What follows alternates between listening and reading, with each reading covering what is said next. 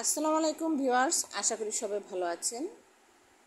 আজকে আমি আপনাদের এই যে জামার ড্রয়িং টিউটোরিয়ালটা শেয়ার করব।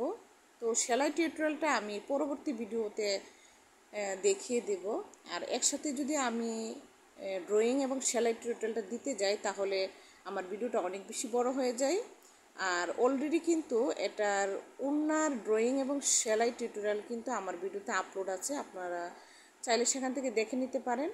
আর সেলোয়ারের যে নিচের অংশে সেখানেও কিন্তু আমি ওড়নার যেভাবে ডিজাইনটা করেছি ঠিক সেভাবে কিন্তু করেছি। আর এটা হচ্ছে হাতা।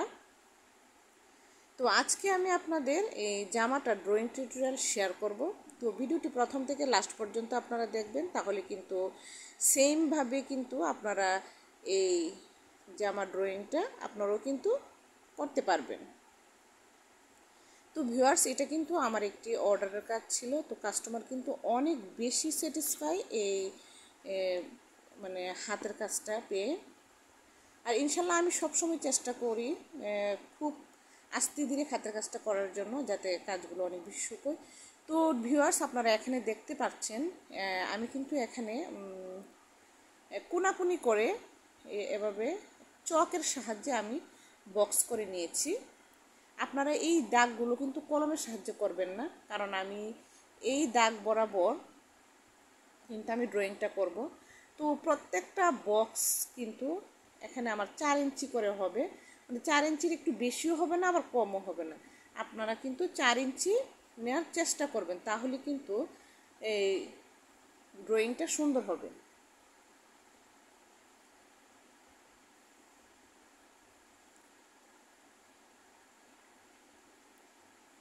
এই যে দেখুন, এভাবে করে কিন্তু প্রথমে একভাবে এঁকে নিয়েছি, তারপর আবার ক্রসভাবে ক্রস করে এভাবে এঁকে নেবেন।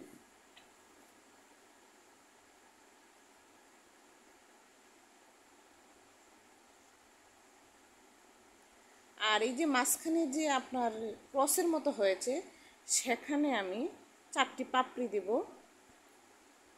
সেখানে প্রত্যেকটা জায়গায় 4টি করে পাপড়ি হবে।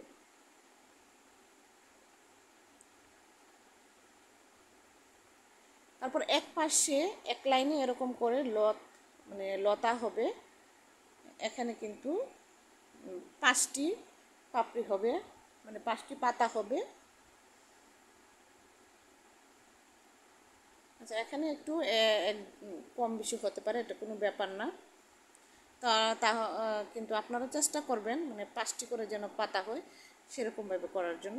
আর এই লাইনে আমি ঠিক এভাবে করে ফুল দেব। আর এখানে যে গলার শেপটা দেখতে পাচ্ছেন, এটা কিন্তু আমি অনেক আগেই কেটে নিয়েছি।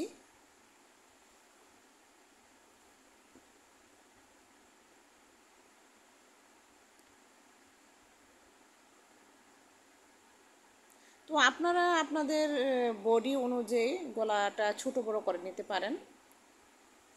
আর গলাটার নিচ থেকে আমি এখানে 8 ইঞ্চি নিয়েছি, আপনারা চাইলে কিন্তু একটু বেশি নিতে পারেন। যাদের হাইট বেশি তারা কিন্তু একটু বেশি নিতে পারেন। আর যারা নতুন তারা কিন্তু চাইলে মানে এই কলমগুলো জেল পেনগুলো দিয়ে না এঁকে কাঠ পেন্সিল দিয়ে আঁকতে পারেন।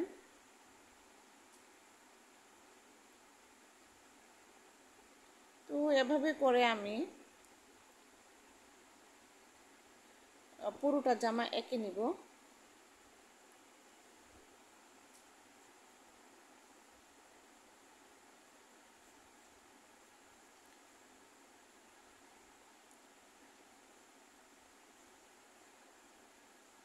এই যে এখানে আমি 4টি করে পাপড়ি দিব, আর এখানে একটু চ্যাপ্টা করে একটা গোল শেপ দিয়ে এখানে মাঝখানে 4টা পাপড়ি, আর এই দাগ বরাবর 2টো পাপড়ি, তাহলে আমার টোটাল এখানে 4 4 8 10টি পাপড়ি হবে। তো এই প্রসেসেই কিন্তু আপনারা এই জামাটা আঁকার চেষ্টা করবেন, তাহলে কিন্তু সবগুলো ডিজাইন একই রকম হবে, কোনো ছোট বড় হবে না এবং কম বেশিও হবে না, দেখতে অনেক বেশি সুন্দর লাগবে।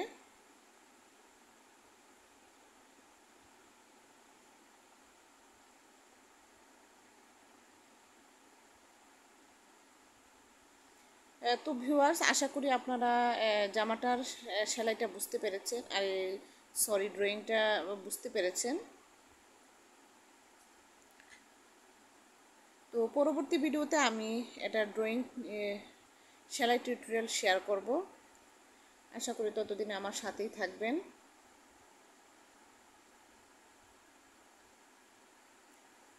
আর যারা আমার চ্যানেল নতুন, তারা অবশ্যই আমার চ্যানেলটি সাবস্ক্রাইব করবেন। আর যারা অলরেডি সাবস্ক্রাইব করেছেন তাদেরকে অসংখ্য অসংখ্য ধন্যবাদ।